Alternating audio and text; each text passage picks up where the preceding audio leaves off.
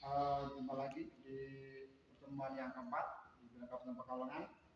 Materi yang keempat ini kita bahas materi tentang sistem injeksi di kendaraan ringan atau mobil. Komponen-komponen yang pertama yaitu kita ada baterai, kemudian ada sensor-sensor. Sensor-sensornya itu di sini juga sudah ada kami sediakan yang sudah dilepas. Yang pertama itu IAT, intake air temperature. Fungsi dari alat itu, kalau barangnya itu mendeteksi temperatur udara masuk yang akan ke mesin. Kemudian yang kedua ini vacuum switch valve. Dia mendeteksi kevakuuman intake manifold. Kemudian yang ketiga ini ISC idle speed control. Barangnya ini dia untuk mendeteksi dan mengatur besarnya campuran atau putaran stasioner. Jadi kalau yang kita sering servis, sering ada kotor dan sebagainya itu barang ini. Kalau ininya kotor, di ujung-ujungnya kotor, maka putaran mesin jadinya tinggi, bahan bakar boros, tarian nggak enteng, nggak enak, itu sudah ini yang kotor. Kemudian yang berikutnya di sini ada MAP, manifold absolute pressure sensor. Dia mendeteksi tekanan di intake manifold. Kemudian yang berikutnya dia bendanya ada di belakang. Kalau dicopot ini namanya water temperature sensor. Dia mendeteksi panas mesin dengan mendeteksi panas dari air radiator. Jadi panas mesin sama dengan panas air radiator. Panas dari air radiator ini dimasukkan ke ECU. Nanti ECU untuk memproses, oh ini mesin masih dingin, berarti butuh bahan bakar yang lebih banyak.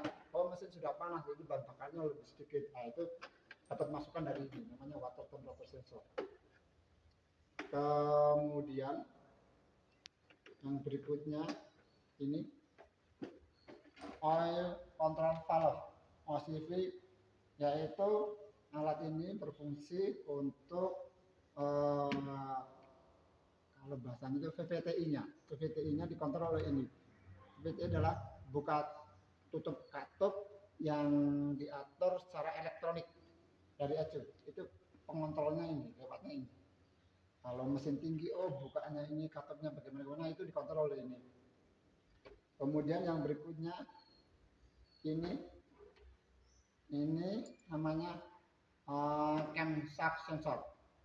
Ini mendeteksi poros cam di kepala silinder ini. Ini bagian ini letaknya di belakang, tidak terlihat oleh pandangan kita di sana di belakang. Kemudian yang berikutnya adalah ini crankshaft sensor. Ini mendeteksi putaran poros engkol atau crankshaft. Posisinya ada di bagian bawah. Nah ini yang saya tunjukkan pakai telunjuk saya. Nah ini barangnya itu ini.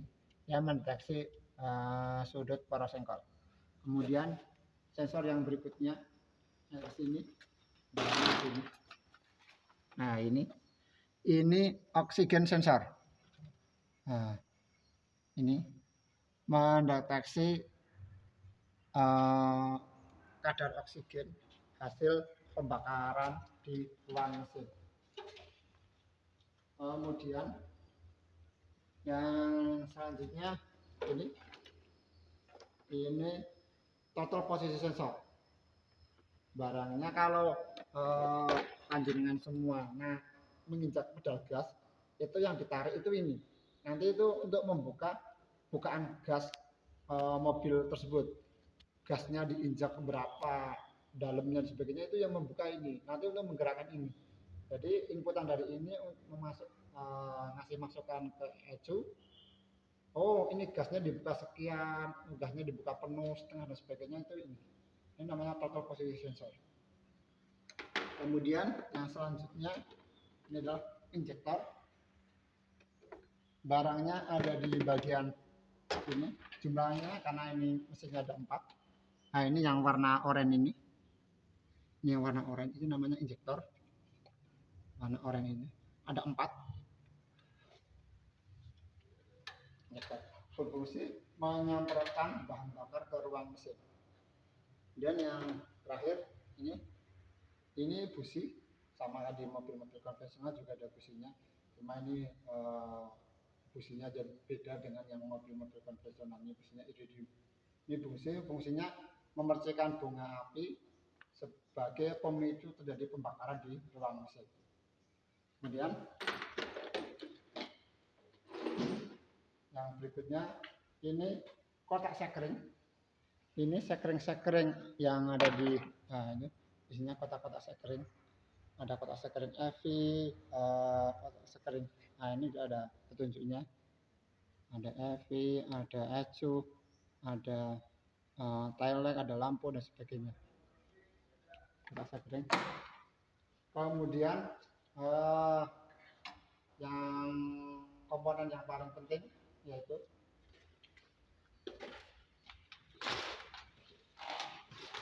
adalah ini. Nah, ini otaknya ECU. Ini otaknya ECU atau ECM. Ini barangnya ini. Itu sebagai prosesor atau otak dari mobil injeksi itu. Jadi semua masukan dari sensor dimasukkan ke sini, kemudian ECU memerintahkan untuk injektor kamu bukaannya seberapa lama, itu barangnya itu ini. Kemudian komponen yang berikutnya, nah ini ada yang mengistilahkan DLC3 atau OBD2. Nah, alat ini digunakan untuk memeriksa terjadinya kerusakan. Menggunakan scanner, kita masukkan di sini, kita colokkan ke sini, nanti scanner akan mendeteksi, oh yang rusak itu komponen apa. Yang bisa terdetek dari sini adalah komponen di sensor-sensor. Jadi kalau tegangan sensornya ada yang nggak baik dan sebagainya, nah itu terdeteksi lewat ini. Jadi kerusakan terjadi bisa dideteksi lewat ini, dimasukkan ke dalam sensor-sensor. Nih. Nah, itulah komponen-komponen sistem injeksi di mobil ini. Demikian teman pada kali ini. Assalamualaikum warahmatullahi wabarakatuh.